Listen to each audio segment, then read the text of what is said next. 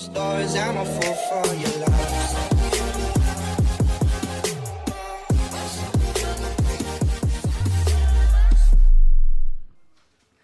Hey, how's it going everybody? Welcome back to another video. And I know it's been a really long time since I last posted the video, but there have been a lot of different things happening into my life since past couple of weeks, and there have been a ton of different things that is about to happen in coming weeks, and I promise to keep you guys posted. And also the drone video, I needed to suspend it for some time and stop uploading it, but rest assured I'm back at full force, and the drone video will continue. The next video on the drone series will be posted next week, so stay tuned for the ESC video.